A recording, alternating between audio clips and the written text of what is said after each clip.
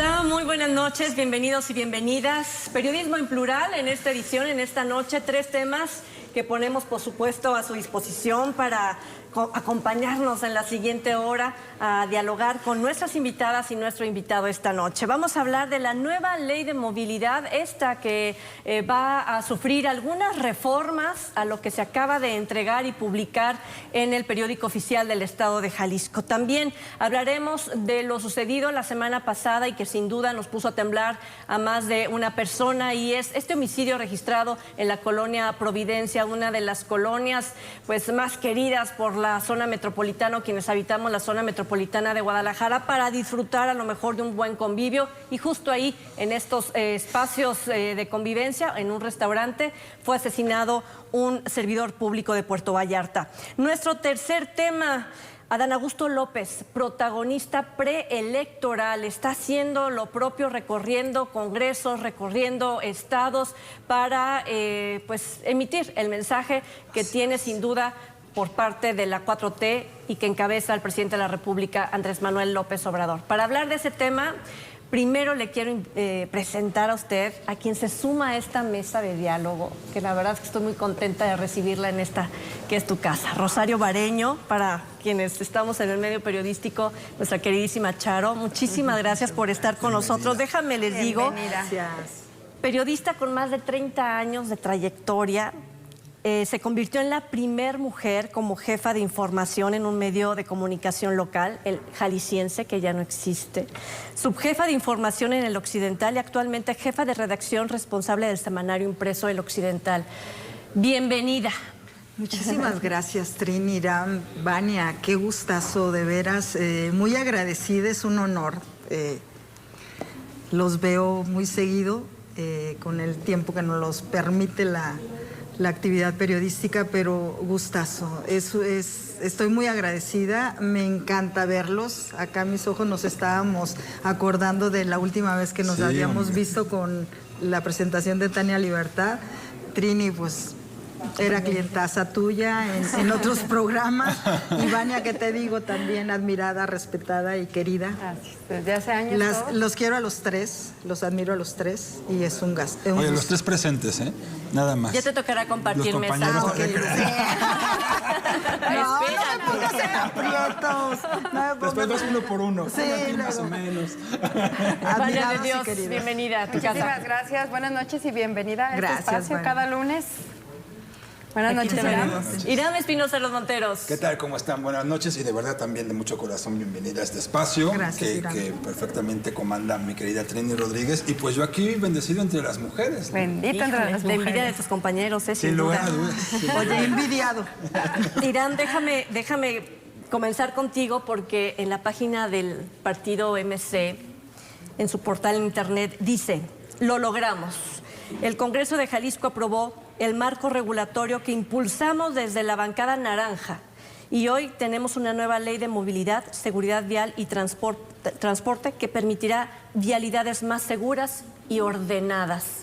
¿Estás de acuerdo con que con esto que se aprobó vamos a lograr tener nosotros una vialidad más segura? Fíjate que en el correcto uso de las palabras dicen que impulsamos, y yo diría que impusimos una ley de movilidad en el Congreso de Jalisco.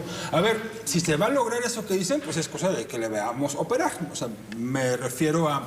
Yo soy de las personas que busca ser cauto y esperar a que las cosas se apliquen. Lo que sí me parece que las formas en las que se aprobó tan rápido, dice Mónica Magaña, la artífice, digamos, de esta... Diputada de la Comisión. De esta ley, diputada presidenta de la Comisión de Movilidad en el Congreso de Jalisco, que hubo mucho trabajo previo, que desde el mes de mayo estaban ya... se presentó y comenzó el diálogo con organismos civiles, que además este Observatorio Ciudadano de Movilidad, decir que no es un asunto de, ay, miren, para que vean que somos transparentes, ahí les va, no, está por ley, tienen que ser consultados, por supuesto, es una parte importantísima. El problema fue que, dicen, se les tomó en cuenta, o por lo menos se les fue dando información de cómo iban, o se les escuchaba a fin de ir adhiriendo cuestiones a esta ley.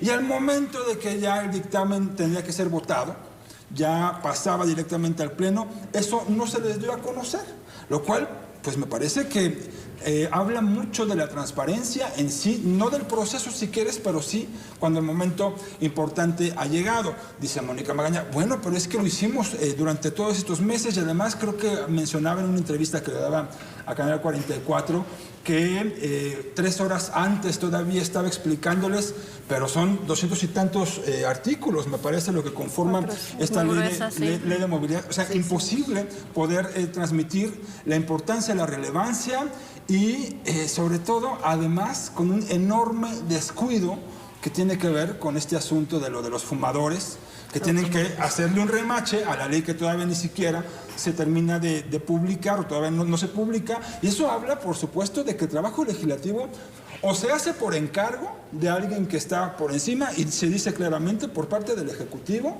tal cual se ha observado que este Congreso y esta bancada, la bancada del Movimiento Ciudadano, no ha sido otra cosa más que oficialía de partes del gobernador o por otro lado, no se toman en serio su trabajo, que es el de ser representantes sociales. ¿Por qué?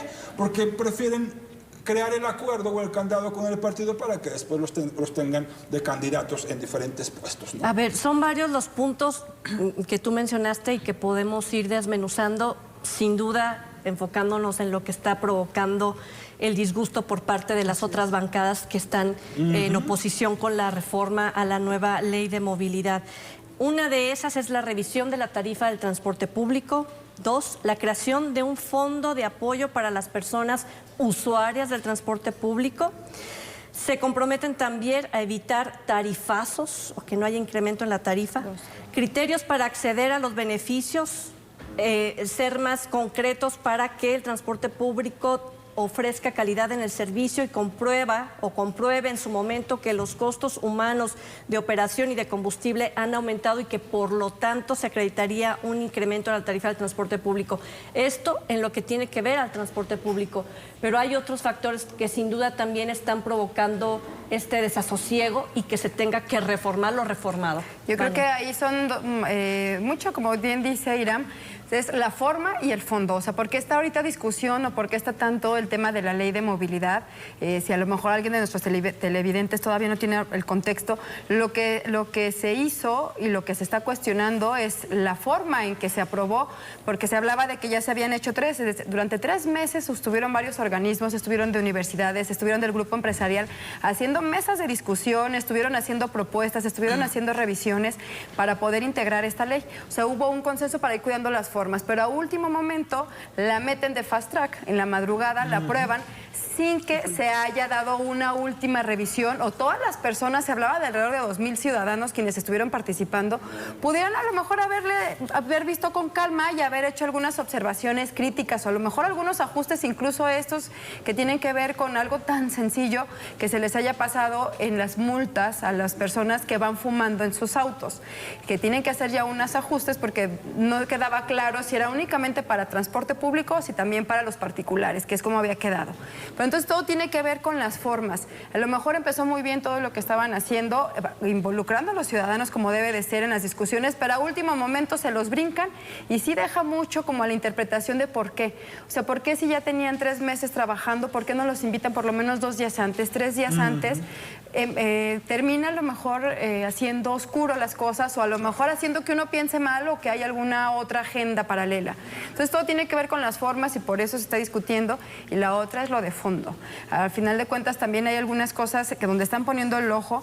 Por ejemplo, se hablaba que durante los siguientes 2 años, por lo menos no, hasta el segundo semestre del 2024 no iba a haber incrementos o no habrá incrementos al transporte público, ojo, pero la otra cara de la moneda es que se va a crear, se habla de la creación de una bolsa de cerca de 500 millones de pesos para poder subsidiar, es decir, esa bolsa se le va a dar al transporte público, lo que el ciudadano no pague para el incremento lo va a pagar de la bolsa del gobierno, que es obviamente de los impuestos y son recursos públicos y que es de todos los ciudadanos. O sea, el ciudadano termina pagando por una bolsa alterna porque ese dinero tiene que salir de algún lado. Se va a sacar de un lado para meterse a otro. Y se entregaría directo al transporte. Y se entregaría al transporte. Y ojo, lo que se cuestiona es en base a qué tomó esta decisión o con base en qué se tomó esta decisión. Si hay algún dictamen, si se hizo algún estudio, qué es lo que avala la cantidad, porque podría haber sido a lo mejor 100 millones, 200 millones, 300 millones. O sea, hay varias consideraciones. ¿Por qué 500? ¿De dónde va a salir el dinero y cómo lo van a empezar a entregar? Creo que eso es algo importante. Entonces, no es que se esté congelando la tarifa, es que se está subsidiando por parte del gobierno, y además algo que también llama la atención, que dices es después del 2024 en el segundo semestre. Claro. Ojo, porque eso es después de que pasen las elecciones. Sí, claro. No se suben la tarifa hasta que pasan las elecciones. Lo que se está cuestionando son algunos de los puntos. Hay algunas cosas que me parecen a mí importantes, que hubo algunos incrementos importantes en las multas y que por lo menos a lo mejor habría que ver también cómo se van a destinar lo que se vaya recaudando, que sería otro de los puntos. Y lo que todavía queda pendiente es todas estas modificaciones. A lo mejor son como punitivas, podremos decirlo así, porque hay una sanción por lo que se hagan de las faltas. Pero la otra es, que también hay que tener en cuenta, son todo el tema de políticas públicas, qué es lo que se está haciendo para poder evitar todo el tema de accidentes viales. México, ojo, como país, está entre los primeros países a nivel mundial y en América Latina en accidentes viales. Todo lo que implica personas con discapacidad, que quedan con algún tipo de discapacidad por accidentes en vías públicas, o también decían que algunas son por invasión de carriles, imprudencia de los conductores, excesos de velocidad, no guardar distancia. Y ojo, estos son de organismos internacionales que tienen muy detectados cuáles son las causas de los accidentes viales. Entonces yo lo resumiría en dos partes, la forma y el fondo, que es lo que está en discusión, y por eso está ahorita en la agenda pública el tema de movilidad. Bueno, Rosario. Coincido completamente con Iram y con Vania. Hay que recordar cómo viene lo que es el proceso legislativo. Esta serie de mesas de diálogo, de discusión, de intercambio con la sociedad o con la ciudadanía, al final, pues queda entre elaborar un dictamen con los asesores. Los asesores de cada fracción o de cada diputado son los que le meten mano, obviamente con los diputados. En este caso con la Comisión de Movilidad, ahí están varias fracciones. Este dictamen pasa, se aprueba por la mayoría, se va al Pleno. En el Pleno la votan con toda la serie de irregularidades que hubo, con inconformidades de algunas bancadas, que ya sabemos quiénes son. Y se va al gobierno del Estado, al gobernador, para que la publique en el periódico oficial del Estado de Jalisco. Esto fue en una edición especial. Fue el miércoles 19 para que entrara en vigor el 20 de octubre. Fue fue una edición especial, no fue en la fecha que le toca la publicación, que son 2 veces a la semana. Esa es otra, esa es una. Se publica con esta imprecisión o error, que para mí es un error. Porque ¿cómo te explicas que a un automovilista, si va fumando, nos van a multar de 92 pesos a 481 pesos nomás por ir fumando dentro de un vehículo que es propiedad, es particular, y que es una una ampliación de tu simplemente, exactamente, ¿no? Esa es una.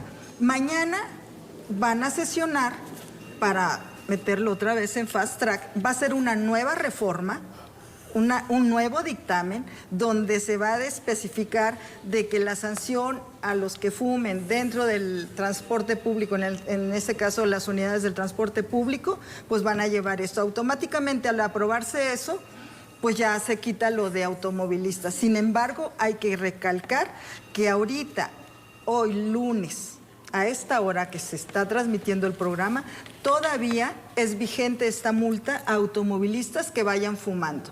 Como dijo la diputada Mónica Magaña, presidenta de la Comisión de Movilidad del Congreso del Estado, de la fracción de Movimiento Ciudadano, que no se va a aplicar. Bueno, ¿y quién nos garantiza como automovilistas que no me van a aplicar una ley que todavía está vigente por errores de ellos, y que no se dieron cuenta, o sí lo hicieron, que a como le pongas, es error, es un error, es una imprecisión.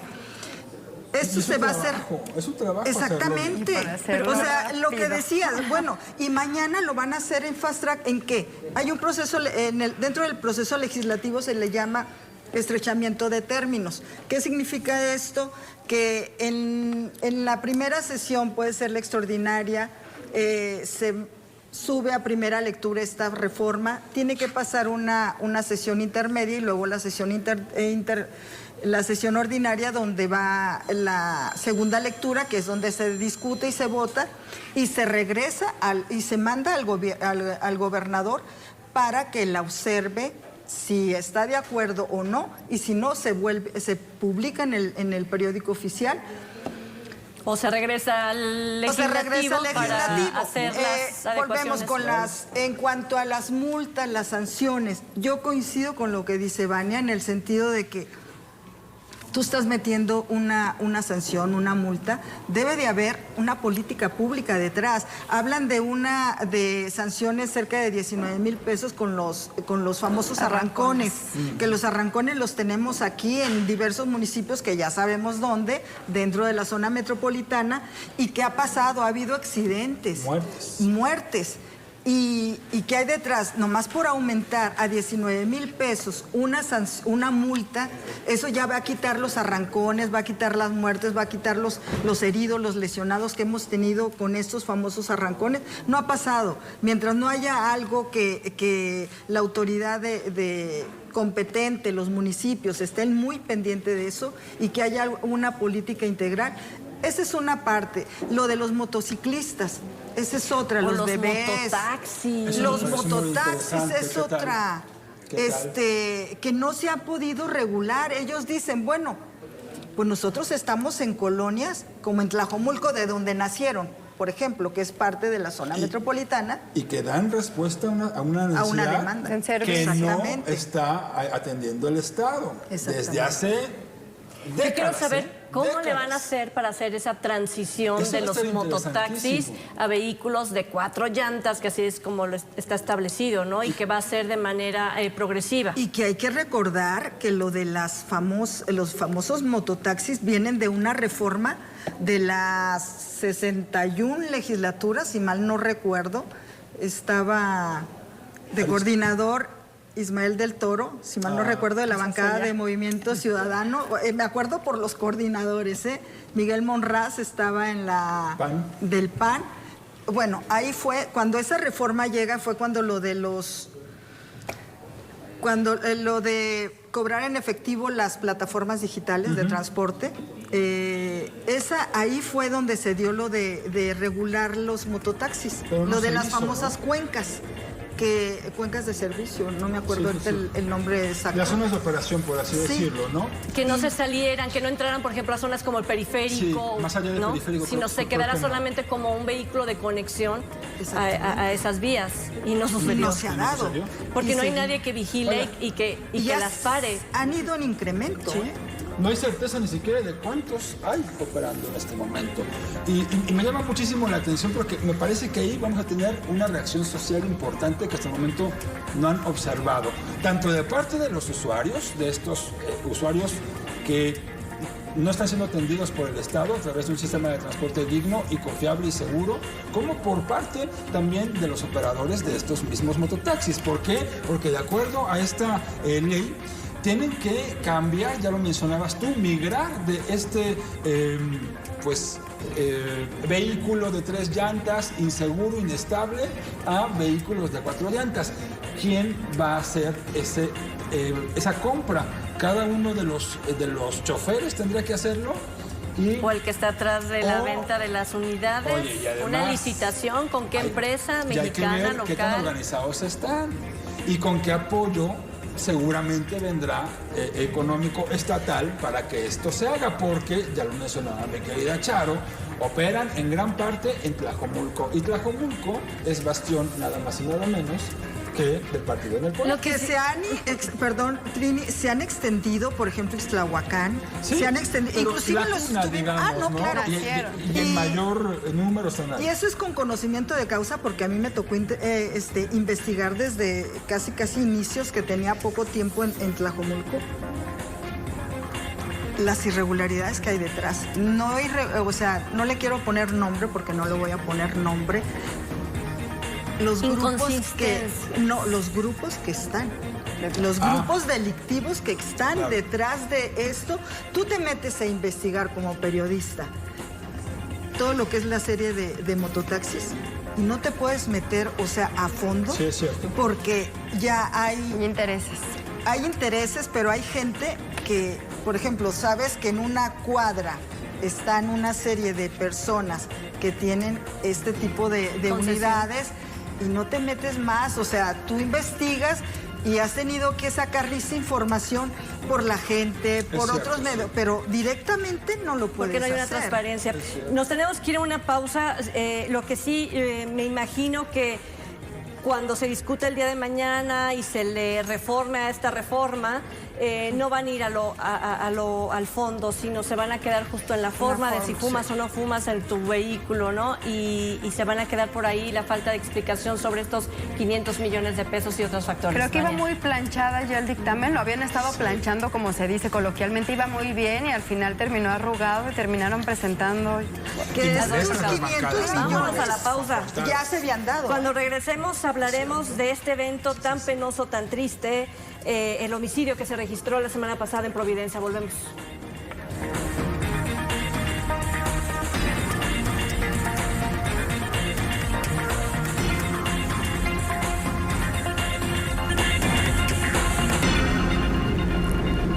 Bueno, ya estamos de regreso y hablaremos de este homicidio registrado en Providencia. Y déjeme comentarle que el mes de octubre se perfila como uno de los meses con mayor número de homicidios dolosos en el país, con 79 al día, superado solamente por el mes de mayo de este año, 2022, que tenía un registro de 79.7 casos por día. Y Jalisco está dentro de los 10 estados con mayor número de homicidios dolosos. Y traigo a cuenta esto porque la semana pasada se registró justo un homicidio en un restaurante de la colonia Providencia, una colonia que puede ser la preferida por muchas familias para ir a comer, a disfrutar de una colonia que aparte es muy bonita y que lamentablemente se ve ahora empañada por este tipo de actos violentos. Vania, que las personas que estuvieron allá en ese momento, en esas horas de las 5 o 6 de la tarde, posteriormente cuando acordonan toda la zona, pues dice, bueno, ¿qué es lo que está pasando después de lo vivido en esta plaza comercial entre Patria y Acueducto? Lo sucedido en Acueducto, el Palenque. ¿Qué está pasando y cómo interpretarlo? Creo que el tema es muchísimo más complejo y más profundo que, más allá de los detalles de este homicidio, lo que ha pasado es, lo que está generando es una percepción de inseguridad. O sea, ya no podemos decir que estamos viviendo en una ciudad tranquila, en una ciudad segura. Y creo que es un tema de la agenda pública que aquí lo hemos platicado varias veces, que no es que podamos, a veces tratamos de decir, a ver, ¿qué otros temas hay también en la agenda pública que no tengan que ver con seguridad? Siempre hay el tema de seguridad. Y además tan delicado que no podemos normalizar que en espacios públicos, en espacios donde puedes ir con tu familia, algún restaurante, alguna plaza comercial, algún parque, en algunos espacios, incluso en la calle, estábamos viendo algunas de las fotografías cuando pusieron clavos, que no se pueda normalizar que esto ya sea parte como del día al día en el que estamos. Y tampoco no es algo exclusivo aquí de Guadalajara, de Zapopan, de Jalisco, sino es un tema a nivel nacional. Eso por una parte creo que es un tema bastante profundo y que habrá que ver cómo lo van a trabajando las autoridades en temas de estrategia, y si ya lo hemos platicado aquí, si es que existe alguna estrategia en tema de seguridad. Y por otra parte, tiene mucho que ver a raíz de ciertas filtraciones que ha habido en medios de comunicación, que han tenido que salir a declarar o no declarar algunas de las autoridades por filtraciones de quienes se han reunido en ciertas mesas. Creo que hay varios factores o varias variables que se necesitan ir tomando en cuenta por lo que está sucediendo hoy en nuestra ciudad y lo que ha venido pasando durante las últimas semanas. Insisto, es un tema bastante profundo y que no podemos estar normalizando, ni queremos estar viviendo con miedo de poder salir a ciertos espacios a donde antes se salía de manera tranquila. O que decías en algún momento, bueno, se matan entre ellos, fue allá, fue una situación muy focalizada, etcétera. pero en los últimos espacios, en restaurantes, en una plaza comercial. En una plaza, sacaron a la familia de una tienda, de acuerdo a la versión, ¿no? Lo de acueducto me refiero.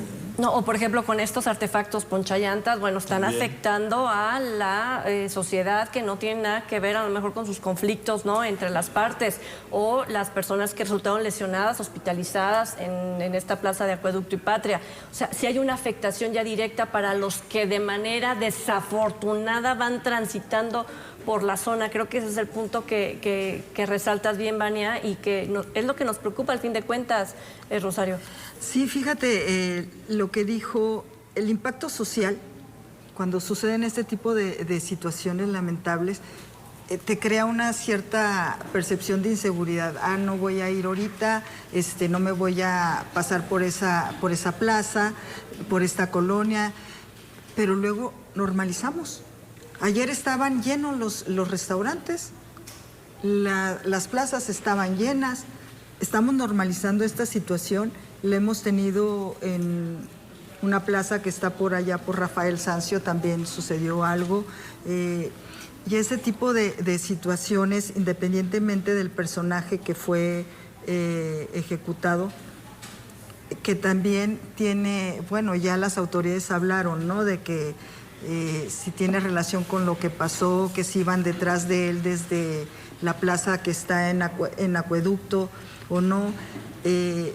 Pues tiene varias aristas. Por ejemplo, el alcalde de Guadalajara, que estaba hablando de regresar al patrullaje mixto, donde están la Guardia Nacional, el Ejército, las corporaciones estatales y las municipales.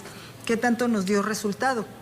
Que verlos ahí recorriendo las calles. Bueno, pues detrás a mí me tocó en varias ocasiones, como a ustedes, detrás de ir de estos convoys de elementos de seguridad, sí.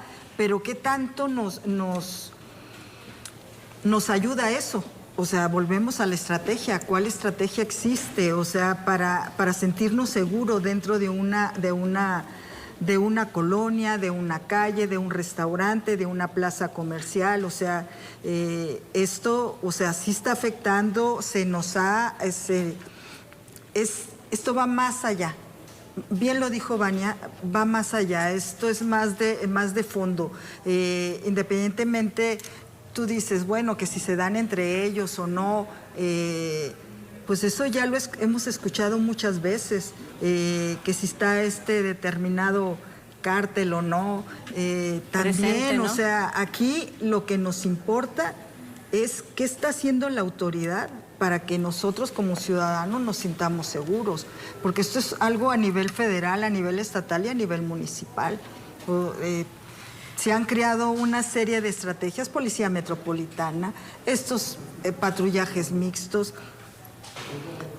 Ahora, sí hay y lo dijo la Fiscalía ya, ¿no? Esto responde a una acción del crimen organizado en contra del funcionario de Puerto Vallarta. El tema es que, tú lo mencionabas, ¿no? Esta filtración de los documentos de Guacamaya Leaks. Cuando ya hay algo que te relaciona, no como aquello que hay una relación entre autoridad con el crimen organizado, porque están en una pugna constante, porque es una reacción, ¿no?, natural del Estado, de la fuerza del Estado para contrarrestar el crimen, no, sino porque pareciera que en algunas ocasiones son uno mismo, ¿no? Y hay quienes se han atrevido a llamarle el narcoestado. Vamos, la situación es, y lo dijo ya la autoridad estatal, no tengo por qué estar investigando a funcionarios públicos, no voy a dedicar tiempo en investigar a funcionarios públicos. Se necesitaría hacer una buena limpieza sin miedo y entrar a las entrañas de la administración pública del Estado de Jalisco para poder aplacar esto, o al contrario, eso lo único que haría sería como lo que hizo Calderón en su administración. Guerra. Exactamente, empezar una guerra que lo que hemos visto no tiene fin. Bueno, es que me llama mucho la atención porque justo se nos dijo eso en aquel momento, y la relación del crimen organizado hacia el Estado o con el Estado, hablando pues del grupo gobernante, era a través de los policías, ¿te acuerdas? Que esa era la versión, y entonces que se hizo exámenes de control de confianza. Y vamos a depurar a las corporaciones. Y luego, bueno, esto derivó en instituciones ya más debilitadas. Bueno, no quiero decir que con presencia de personas con presuntos nexos estaban fortalecidas, pero comenzaron a debilitarse, no se solventaron las faltas, o mejor dicho, pues sí, las faltas de elementos no se lograron solventar, y en ese momento hubo apoyos desde lo federal para lograr esto. Viene la actual administración, se dejan de dar los apoyos, de plano ya ni siquiera se está pensando en fortalecer a las policías, la respuesta es Guardia Nacional, y ahora, bueno, ya vemos en qué está. Me llama enormemente la atención el cambio de discurso que sin querer está dando el propio gobierno estatal. ¿En qué sentido? Justo Luis Joaquín Méndez, el fiscal de Jalisco, dijo el día de ayer en la rueda de prensa. También ya lo mencionaba en el día viernes, en la entrevista que dio banquetera ahí a los medios, a los reporteros presentes. Le preguntaba Elsa Marta Gutiérrez, justamente de tu equipo, le preguntaba, oiga, crimen organizado, y la respuesta, quiero parafrasear, fue, pues es evidente, a partir de los elementos, me imagino que se refería al asunto de los ponchallantas, a esto del tipo de armas, al enfrentamiento como tal que ocurrió ahí, porque además a lo que voy es que justo dijo crimen organizado el viernes, ayer lo refrenda ya con algo más de información o avanzadas las investigaciones, y entonces crimen organizado con el que estaba reunido este funcionario de Puerto Vallarta, ¿no? Ojo, es jefe de gabinete del presidente municipal de Puerto Vallarta. Coordinador de la campaña del actual presidente municipal. Candidato a puesto público por Zacatecas, y que no le fue muy bien, pero que estuvo también. Y otra cosa nomás, tú dijiste algo muy importante de lo de los exámenes de control de confianza, pero ¿qué hay de los filtros que debe de haber como candidato? Claro.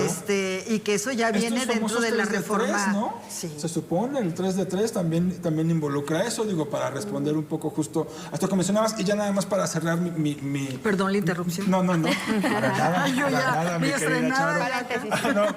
El cambio de discurso, porque ¿hace cuánto fue que el gobernador estuvo en Puerto Vallarta y hasta hubo un exabrupto, me parece, o un cambio en el tono de la respuesta que dio el gobernador hace 8 meses, por allí, cuando los reporteros locales de Puerto Vallarta le decían, oigan, es que Puerto Vallarta está pues con índice de criminalidad alto, y el gobernador dijo, ustedes son quienes deberían de hablar, bueno, de nuevo parafraseo, no disculpen la memoria, pero un asunto así como de que difundir los actos delictivos de Puerto Vallarta era atentar contra la promoción turística del municipio de Puerto Vallarta. Y ahora es su fiscal el que dice, no, crimen organizado involucrado en la muerte de este funcionario de Puerto Vallarta, con el que estaba comiendo momentos antes. Entonces, me parece que hay realidades que rebasan toda declaración, por supuesto, ¿no? El Guacamaya Leaks lo deberían de tomar como una línea de investigación. Pues parecería que no se ha tomado tan en serio todo lo que se ha ido publicando, y creo que falta muchísimo. Ahí viene algo ligado con el siguiente tema que vamos a tratar también. Yo a lo mejor cerraría que lo que hace falta son algún cambio de estrategias y también acciones más contundentes. Falta algo más contundente, empezar a cambiar. Incluso también con la percepción que se tiene como ciudadano de las condiciones en las que está la ciudad. O sea, además de lo que pasa dentro del gobierno, lo que pasa, las decisiones que toman ellos o todo lo que se está investigando, es también la percepción que se tiene con la ciudadanía. Como también decía Iram, a lo mejor dices, no, están tirándole tierra a Vallarta por las notas que sacan. No, también tiene mucho que ver con la percepción que se tiene de un tema de seguridad. También ya lo decía Sharon, por ejemplo, cuando vas a salir, este fin de semana a mí me tocó ir a recoger a unas personas a cierta plaza comercial. Yo iba manejando y pasé, y yo creo que sí vi 5 personas armadas, o sea, con las que traen las, como les llamamos, mariconeras o cruzadas. Tú intuyes que traen ahí las armas. O sea, ya hay mucha gente a veces en las calles armadas que son escoltas, no sabes si tienen licencia, no tienen licencia, qué es lo que están haciendo. O sea, la percepción que ya se tiene en el tema de seguridad es delicado, y la percepción es de una ciudad o de un estado, de un país colapsado, convulsionado en temas de seguridad. Lo que sí es que no termina de cuajar la intención del presidente Andrés Manuel López Obrador de tener a la Guardia Nacional dentro de la Sedena. Una jueza de distrito en Guanajuato ha concedido una suspensión para que pueda entrar ya en vigor esta transición para que la Guardia Nacional sea operada y administrada por parte de la Sedena. Yo creo que a lo mejor no es tan relevante porque así viene operando la Guardia Nacional ya. Pareciera que al Ejecutivo Federal no le interesa tanto si está en la ley o no está, si es constitucional o no lo es, simplemente ya están operando así. Pero esto significa que a 2 años de su gobierno, para que este concluya, no hay una estrategia definida en tema de seguridad. No, no la ha habido, y yo creo que este tema de la Guardia con el Ejército, con la Secretaría de la Defensa Nacional, se liga con el personaje que vamos a tratar en el siguiente bloque, acerca de quiénes votaron, quiénes no, o por qué se oponen, o por qué no de que la Guardia Nacional dependa de la Secretaría de la Defensa Nacional. Para muchos pudiera ser la gran maravilla por el tema de inseguridad que estamos viviendo a nivel municipal, a nivel estatal y a nivel federal. Sin embargo, hemos visto un estado vecino, ¿no? Llegaron que desde enero, desde febrero, está Colima, por ejemplo, que tiene temas de inseguridad, de ejecuciones, homicidios, al diario es nota el tema de seguridad. Y nomás las notas a nivel federal se mandaron 600 elementos, se mandaron 300, se mandaron... Y aquí también sucede lo mismo. Esto, volvemos a lo mismo de la percepción. O sea, me puedes poner 3, inclusive hasta 3 escoltas, bueno, no tanto, ¿no? Pero sí, mi percepción es de inseguridad. O 5. Pero la percepción es de inseguridad todavía. Mi percepción es, como ciudadana, o sea, en lo general, ¿no? Porque nos han hablado y nos han dicho a nivel federal, los números en Jalisco y a nivel nacional bajaron, pero la percepción vuelve siendo la misma. Y justo es en Guanajuato, Estado de México, Jalisco en tercer lugar, Michoacán, Baja California, Chihuahua, Guerrero, Nuevo León y Zacatecas, para que en este estado en este mes de octubre se coloquen como los estados con mayores números de homicidios. Cuando dieron el número de baja de delitos en el estado, por ejemplo, aquí se estaba dando lo del Palenque. Claro. Y fue así como que fuerte, ¿no? De hecho, escuchaba una entrevista que le hacían a uno de los líderes del movimiento de los estudiantes de Ayotzinapa, que él, bueno, sostiene y han sostenido todo el tiempo que fue el ejército. Con esas palabras lo han dicho una y otra vez. Aunque están a favor de la 4T y de esta administración que está realizando el presidente Andrés Manuel López Obrador, se manifestaron en contra de la intervención de la Sedena en la administración de la seguridad por parte de la Guardia Nacional. Entonces, siguen a favor de, pero no exigen, a lo mejor votan en contra o se manifiestan en contra, pero no hay una exigencia clara por parte de la ciudadanía de ya poner un freno a esto que nos está sucediendo. No, pero y además... Esto es Guerrero, ¿eh? Sí, no, y vete a Guerrero, que en Guerrero, por ejemplo, en la zona de la sierra, no sé, no había habitantes. La gente se salió. Aquí lo tuvimos que vivir en algunos municipios que se tuvieron que dejar sus casas. Sí, o sea, tú como partido en el gobierno, sea cualquiera, sí estoy en desacuerdo con la política del presidente de la República o con la política del gobierno de aquí del estado. Sin embargo, te vas a los municipios. Nosotros estamos en la zona metropolitana, pero en los municipios, o sea, las patrullas, ¿cuántas son? Los elementos de seguridad, ¿cuántos son? Sí. Y de todos ellos, pues ya tienen... Pues están amenazados. Pues Gilotlán de los Dolores, eso lo vemos. Claro, amenazados o cooptados totalmente. Sí, es el gran ejemplo. Totalmente, de los Dolores, ¿no? Esa es una situación que... Y bueno, también no nos vayamos tan lejos a algunos municipios de por acá. Pues vamos a la pausa, si les parece. Y cuando regresemos, tocamos este tema que ya nos adelantabas, mi querida Charo, es justo la gira turística que está haciendo el secretario de Gobernación por diferentes congresos en el país. Así que con ese tema volvemos. Que hoy le tocó...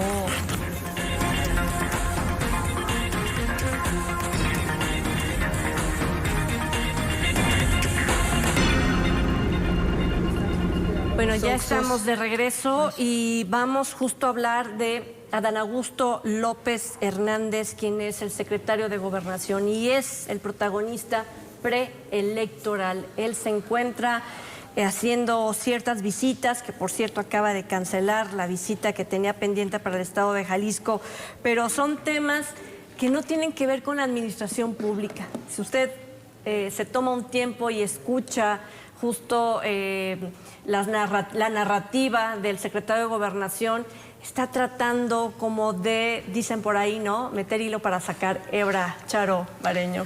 Fíjate que sí, es un personaje, el secretario de Gobernación, que su responsabilidad es la política interior.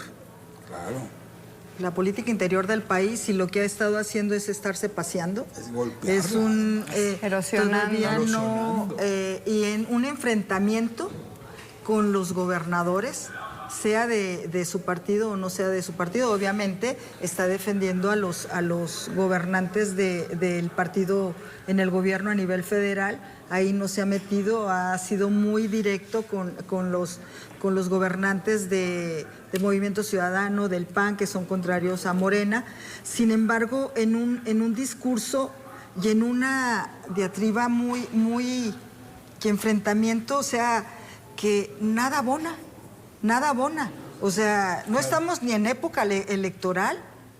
Esto va a ser hasta el septiembre del 2023 y para ya las candidaturas presidenciales. Sin embargo, bueno, ya lo hemos visto que los aspirantes de ese partido ya han venido 2 que 3 veces aquí a Jalisco, como Marcelo Ebrard, Claudia Sheinbaum y Adán Augusto, con el pretexto de, como es secretario de Gobernación, porque es el pretexto ideal para un funcionario de ese nivel, poderse pasear a nivel nacional con gobernador, o sea, que se ha entrevistado con gobernadores, con una serie de personajes de diversos sectores de la sociedad de cada estado. Pero para mí es criticable la actitud del secretario de Gobernación en este aspecto, porque no ha abonado nada a la política interior, al contrario a lo que ha pretendido el presidente de la República en que la Guardia Nacional pertenezca a la Secretaría, bueno, dependa de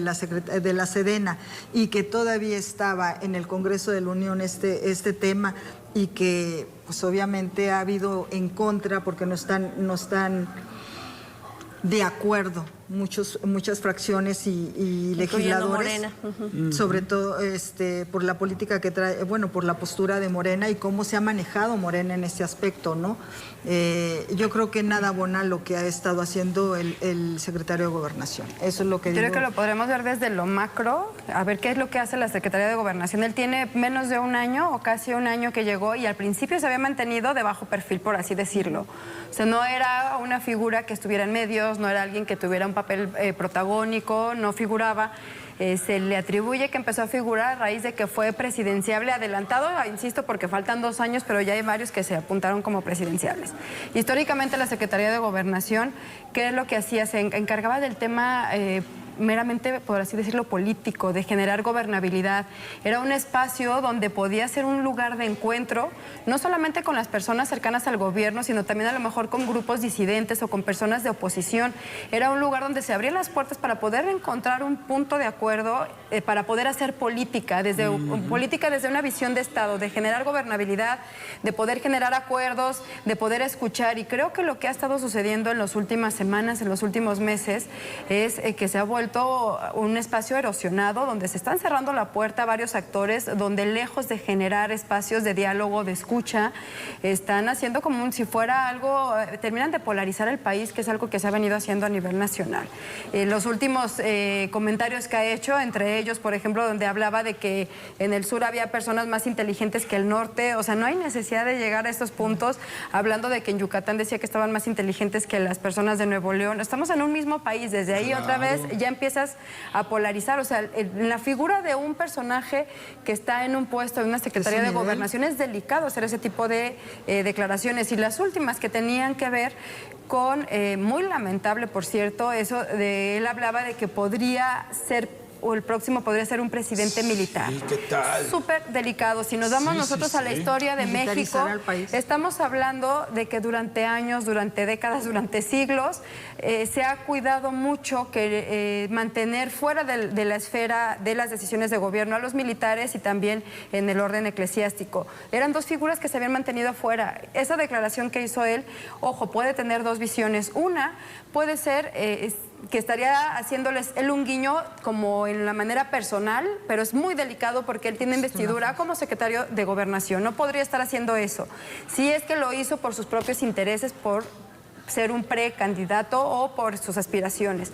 O también la otra lectura que se le podría dar es que a lo mejor ya se tiene línea y que habla de lo que se está viendo desde el Palacio. Porque pues es alguien que tiene línea directa con el presidente. Si tú hablas y haces un comentario de esos, puede ser tomarse a que es porque es algo que se está viendo ya como una línea directa o porque son sus aspiraciones, y cualquiera de los dos escenarios es trágico y es delicado. Insisto, sobre todo por la investidura y por lo que había sido como institución la Secretaría de Gobernación. Era un espacio para poder generar diálogo y no hay eso en estos momentos. Y claro, además lo que decían, se está aprovechando para poder estar yendo a varios de los estados con todo este tema de la militarización. Sí. Y además, después de este comentario, uno termina viendo como que si son las señales o se puede interpretar o lo que está comunicando es que ya hay alguna relación o algún interés. Hay elecciones el próximo año en Estado de México y en Coahuila. Estado de México ha sido toda la vida priista. Está él no solamente pensando en el 2024, sino ya está en el 2023. Sí. Fíjate que justo yo el día de antier estaba haciendo revisión de los resultados, de cómo se encuentra, digamos, cuál es el mapa político actual del país. ¿No? Partidista, me refiero en el país.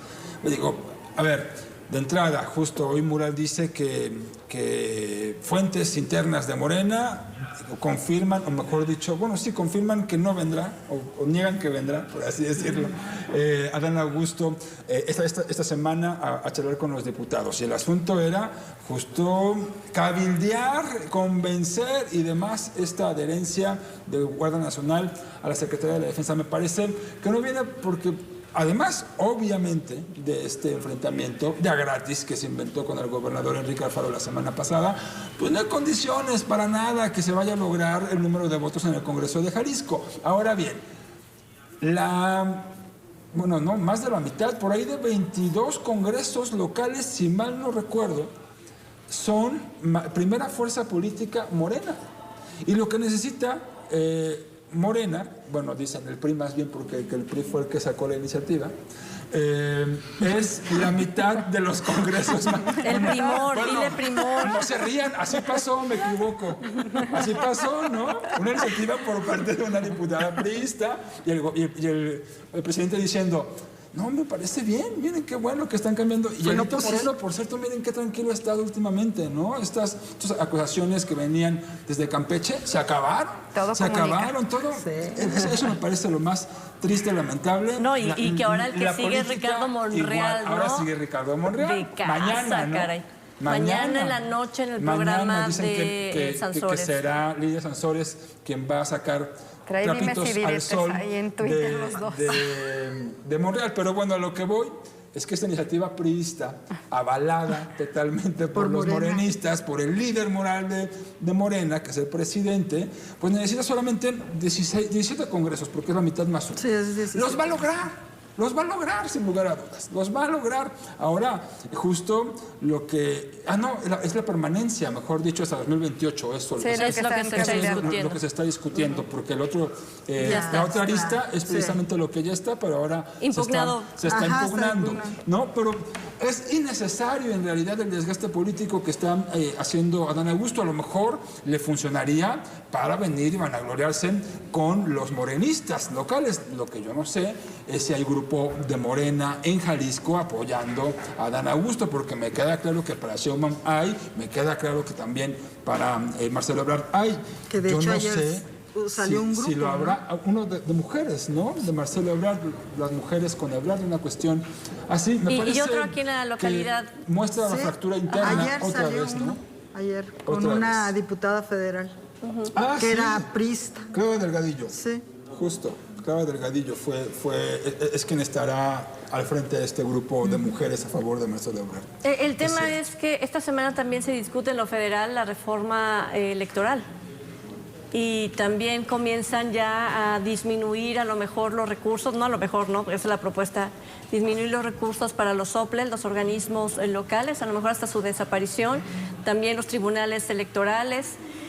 Con esto y todo lo que están realizando, violando la ley con actos de pre-campaña, que eso está establecido en la ley político-electoral, no es posible que un funcionario de primer nivel se encuentre emitiendo en este momento mensajes que abonen a que en la elección futura o las elecciones futuras que tenemos se incremente justo la membresía, ¿no?, para el partido en el poder, y es lo que están realizando. Un debilitamiento total del Instituto Nacional Electoral, ¿así lo ven ustedes? ¿O encontrará fuerzas a partir de qué? ¿De dónde? Es que ya es una pelea que ya tiene desde hace varios meses, ya lo habíamos platicado también aquí, y tiene mucho que ver con el tema de las instituciones y de cómo se ha venido trabajando. Habrá que ver cómo logran consensuarlo o cómo logran seguirlo trabajando durante las siguientes semanas, pero también les ha servido a varios actores para poder subirse a la palestra, para poder abanderar ciertos temas y para volver a traer nuevamente las cámaras, que finalmente creo que hay discusiones también que habrá que aterrizar, que tiene que ver con la militarización, que tiene que ver con temas de seguridad, insisto, que habrá que irlos bajando poco a poco. Habrá que ver en las siguientes semanas cómo se empieza a mover y también qué es lo que hace este personaje, sobre todo, que era lo que estábamos hablando hace un momento, qué es lo que viene haciendo durante las siguientes semanas, o si alguien desde Palacio Nacional le pone un alto para que deje de estar dividiendo o deje de estar polarizando. Violando la ley. Yo no lo veo. Yo tampoco veo de ¿Será que querrán dejarlos desgastarse a todos, a ver quién aguanta más? Amén. Bueno, es que es el tema. Reforma político-electoral, ley de la Guardia Nacional, pre-campañas, todo esto, obviamente los ataques entre personajes que se han pronunciado en contra de la 4T, reitero el nombre de Ricardo Monreal, y que viene otra vez ahí un golpe en contra de él para debilitarle sus aspiraciones presidenciales, ¿no? Y con todo esto ir planchando, ¿no?, la elección para el 2023, que Estado de México, a lo mejor por eso dices, tú está muy tranquilo, Alejandro Moreno, porque quizás pudiera en el acuerdo conservar Estado de México, el revolucionario institucional. Pues mira, habrá que ver cómo son las campañas. A ver, o sea, si Estado de México gana PRI, es bastión priista, ¿no? Lo es. Sí, pero... A ver, ¿cuántos bastiones hemos visto caer en los últimos años? Aunque hay que recordar que el presidente apapachó durante la pandemia al gobernador del Estado de México también. No, y además se le ha visto en los eventos públicos muy, pues digamos, cerquita, ¿no? Como el gobernador de Oaxaca. De igual manera. ¿Tendremos ya ahí algún otro cónsul, posible otro embajador de México en puerta? Bueno, pues mientras tanto se cancela la reunión que estaba prevista o la visita que tenía prevista para el estado de Jalisco, y que bien lo dices tú, resultaron con disgustos entre el gobernador, que bueno, él lo hizo público, ¿no? Grabó algunos mensajes que subió a sus redes sociales aclarando las cifras de inseguridad, y que por cierto al día siguiente en la mañanera le dan la razón al gobernador Enrique Alfaro. Sí. Le dicen, en efecto, están bajando. La secretaria de Seguridad. De Seguridad, Rosa Isela Rodríguez. ¿Qué tal? Eso me pareció rarísimo, ¿no? Porque... ese día lo del Palenque, ¿no? ¿O no fue ese día? No. ¿Habrá ocurrido un día después, quizá? Lo del Palenque, pero bueno. Lo del Palenque ocurrió el día previo, la noche previa a la declaración de Rosa Isela Rodríguez, y lo de Adán Augusto habrá sido 1 o 2 días antes. Que le dio tiempo para responder. Y era extraño, o sea, es extraño el posicionamiento, ¿no? Porque por un lado tenés al encargado de la política interna en México, de la forma de comunicación política, el secretario de Gobernación, Adán Augusto López, pues golpeando directamente a 2 gobiernos, los gobernadores actuando en consecuencia. Me parece que la respuesta que dio Samuel García fue mucho más prudente que la del gobernador Enrique Alfaro, pero el gobernador hablando con cifras y diciendo, estas son las cifras del Secretariado Ejecutivo Nacional, que también hay que decirlo, esas cifras surgen a partir de lo que Fiscalía informa. O sea, con el 7% de los delitos reportados. O sea, es lo mismo también. Es decir, no es que la Fiscalía General de la República o el Secretario Ejecutivo tengan sus propios datos. Esos datos son los oficiales locales también. O sea, me parece que es hasta un poco absurdo decir... Juego. Sí, es un juego. Es un juego. Y entonces lo que dice Rosa Isela Rodríguez es, en efecto, hay una disminución, ¿no? 3 meses, me parece que dijo, esa disminución se ha presentado en el estado de Jalisco. Y dije, ¿y Adán Augusto? ¿Dónde me dejaron su discurso? Exactamente, ¿no? Entonces ahí... Me imaginaba, ya nos exhibiste, ¿no? La narrativa está... Hay que observarla, porque sí, no hay otra explicación más que ir echando la elección del año que entra y la del 2024. Sin duda, copiando al presidente. ¿Cómo es el presidente de controlado? O sea... Nos vamos con esa pregunta, nos quedamos. Muchísimas gracias y de nueva cuenta, bienvenida, Charo Bareño. Muchísimas gracias. Espero que no sea la primera. No, la primera bueno, la primera, que no sea la última. Vale, de Dios, gracias. Gracias, Tania. A ti, Irán, gracias. A ustedes, gracias. A usted por habernos visto, gracias. Que tenga excelente noche.